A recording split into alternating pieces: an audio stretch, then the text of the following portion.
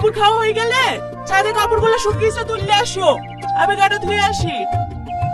ঠিক আছে মা। সালমা তুমি? আমি টনির মা। বাবা আমার কথা বলেনি? আসো আসো, ঘরে উঠে বসো। আমি এখানে বুঝতে আসিনি, টনি কোথায়? হে তো বাবু খেতে বসেছে। বাবু সালমা এসছে। এইদিকে কোথাও এসছিল নাকি? আমি প্রায় দিন বাবুকে বলি তোমাকে নিয়ে আসার কথা, বাবু বলে আসতে চাই না। তুমি একা একা চলে এসছো, খুব ভালো করেছো। কি বাবা সালমা, তুমি হঠাৎ করে আমাদের বাড়িতে? হ্যাঁ, আমাদের গ্রামে কাউকে অ্যারেস্ট করতে এসছো নাকি? হ্যাঁ তোমাকে। তোমার না সবসময় আর কি মারা। চলো ঘরে চলো। পারফেক্ট। কি আর অভিনয় করতে হবে না, তোমার মুখোশ খুলে গেছে। You are under arrest.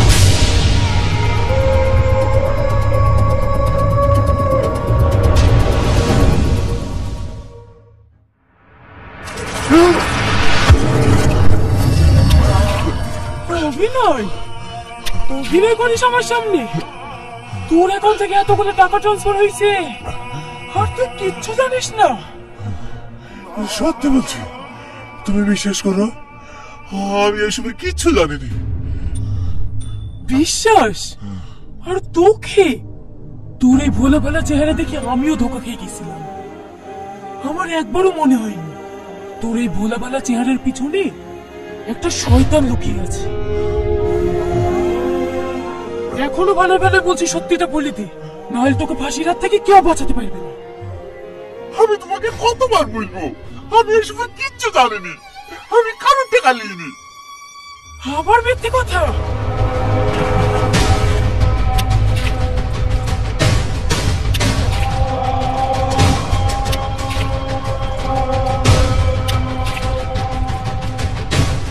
Madam madam, মরে যাবে তো।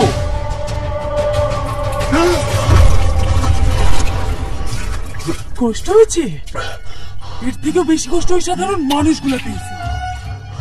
অনেকের মা বিনা চিকিৎসায় মারা গিয়েছে, আবার টাকার অভাবে অনেকের বোনের বিয়েও হয়নি। এই সব কিছুর জন্য দায়ী তুই।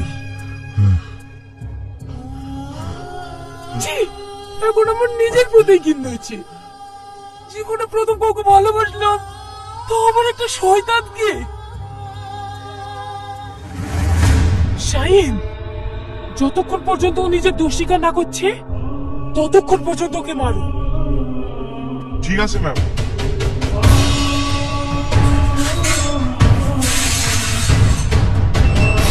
রাহুল, সামাদ। হ্যাঁ স্যার। ওকে 3rd ডিগ্রি টর্চার করো, ওর মুখ থেকে কিছু বেরোলেই আমাকে ইনফর্ম করবে। ঠিক আছে স্যার।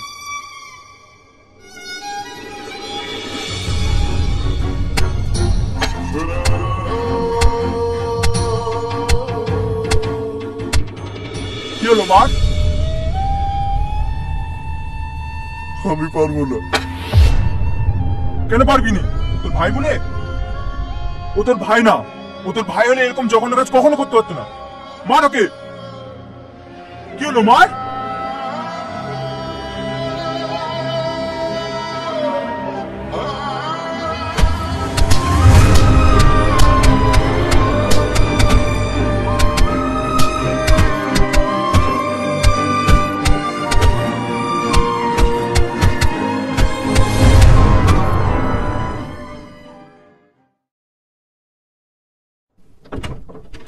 ম্যাডাম, টনির মধ্যে দেখা করতে এসছে।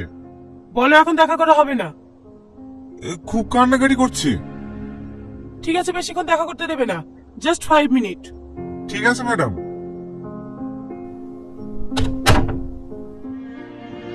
কিভাবে তোর লেগে আমরা কেউ মুখ দেখাতে পারছি না? তোর বাপকে ধরে ধরে সবাই অপমান করছে। তুই নাকি সব গরিব মানুষের অ্যাকাউন্ট থেকে টাকা চুরি করে নিয়েছিস।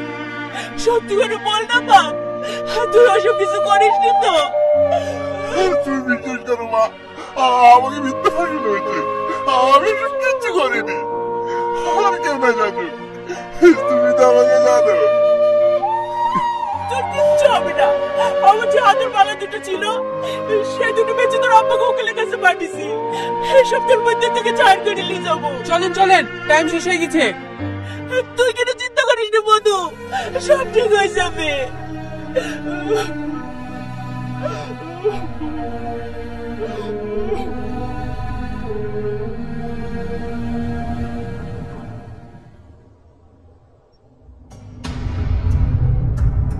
হ্যালো স্যার, আপনাদের একজনকে ধরে ফেলেছি। খুলেছে? না স্যার, কিন্তু ওকে যেভাবে টর্চার করছে ও মনে হয় সব ভুলেই ফেলবে। যত তাড়াতাড়ি সম্ভব আপনারা জায়গা চেঞ্জ করে ফেলেন।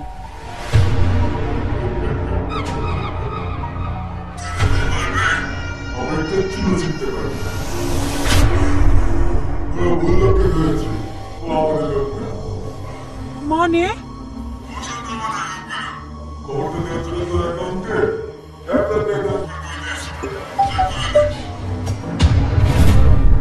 হ্যাঁ স্যার, এসেছে।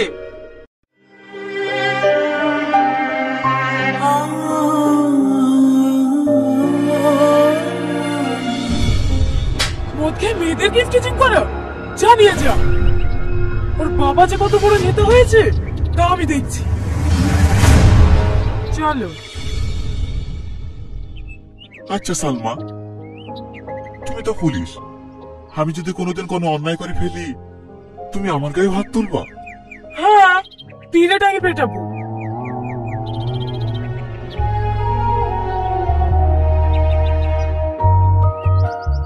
কি হলো, দাঁড়িয়ে গেলে যে? বাড়ি যাবে না? যাচ্ছি।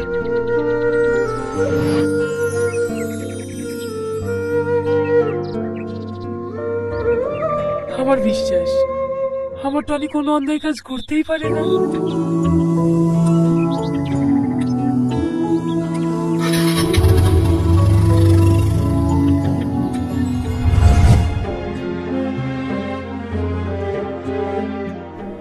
ম্যাডাম চলেন।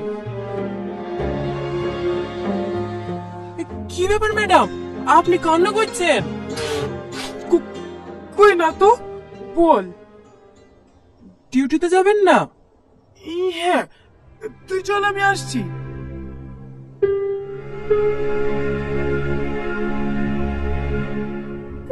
ম্যাডাম, আপনি কোনো খাবার খাননি?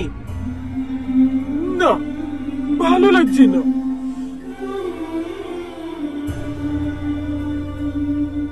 আমি বুঝতে পারছি আপনার মনের অবস্থা। এখানে আপনার তো কোনো দোষ নাই, ওই তো আপনাকে ধোকা দিয়েছে। সাথী, আমার কথা ভুল হচ্ছে না তো? আমার কেন জানি মনে হচ্ছে ও নির্দোষ। একটু সত্যি কথা বলবো ম্যাডাম?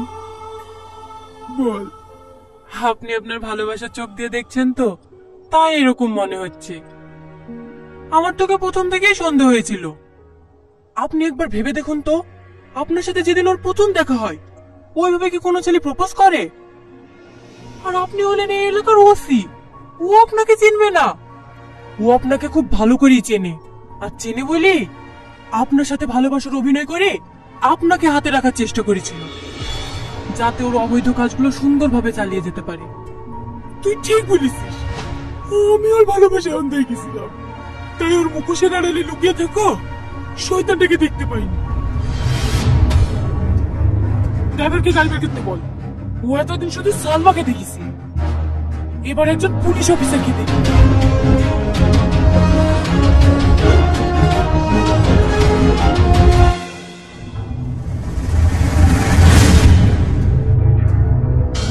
বস, ব্যাংকের লোক নিয়ে চলে এসছি।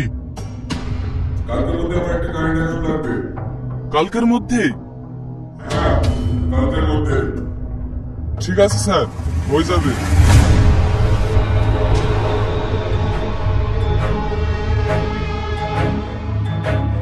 চল।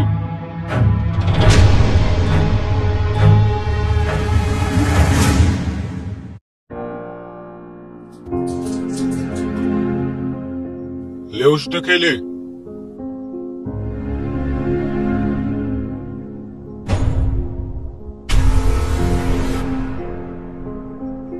লেউসটা খেলে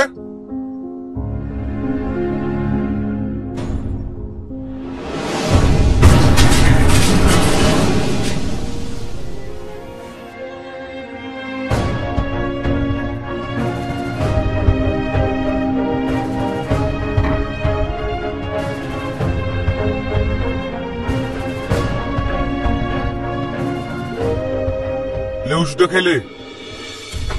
মুখ খুলিছে? না ম্যাডাম, কাল থেকে কিছু খাওয়া দাওয়া করেনি তো, তার উপর আবার প্রচুর টর্চার করা হয়েছে, অজ্ঞান হয়ে গেছিল। হাসপাতাল থেকে এক্ষুনি ট্রিটমেন্ট করে নিয়ে আসলাম। ডাক্তার ওষুধ দিয়েছে, সেগুলোও খেতে যাচ্ছে না। ঠিক আছে, তোমরা বাইরে যাও, আমি দেখছি।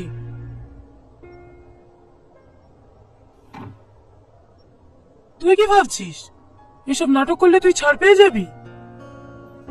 আমি নাটক করছি না সালমা, তোমরা যদি আমাকে মেরেও ফেলো না, তবু আমি শুধু একটা কথাই বলবো, আমি এসব কিচ্ছু জানিনি।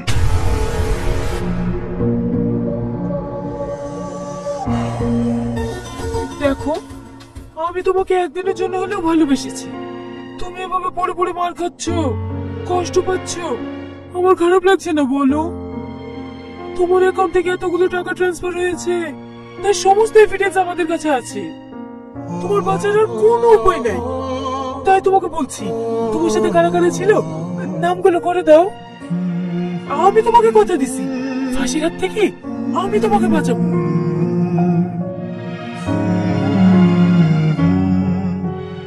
আচ্ছা সালমা, আমি যদি শব্দ স্বীকার করিলি তুমি খুশি হবা? হ্যাঁ, তোমার সাথে কারা কারা ছিল বলো? কেউ ছিল না, সমস্ত কাজ আমি একাই করতাম। এবার তুমি খুশি তো? নাটক নাটক করছে, নাটক।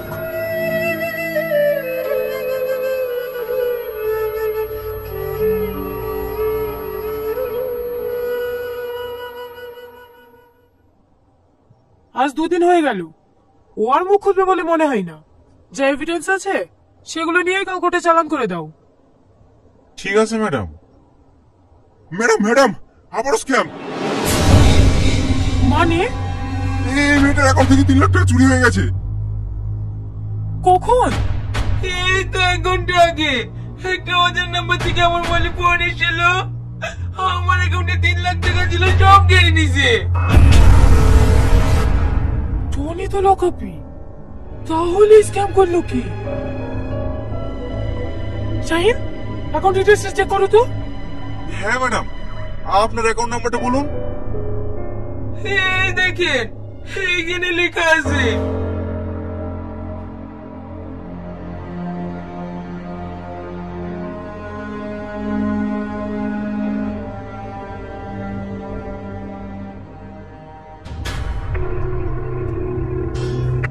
হ্যালো, আপনাকে একটা অ্যাকাউন্ট নাম্বার পাঠালাম। এই অ্যাকাউন্ট থেকে 1 কোটি টাকা 3 লক্ষ টাকা ট্রান্সফার হয়েছে। যে অ্যাকাউন্টে ট্রান্সফার হয়েছে তার ডিটেইলসটা তাড়াতাড়ি পাঠান। ঠিক আছে স্যার, আমি পাঠাচ্ছি।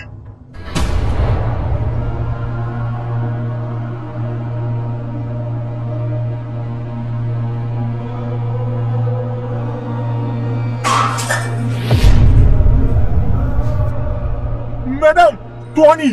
কি হয়েছে টনির? ও হাসপাতাল থেকে যে ওষুধগুলো দিয়েছিল সব একসাথে খেয়ে ফেলেছে। ও মনে হয় আর বাঁচবে না।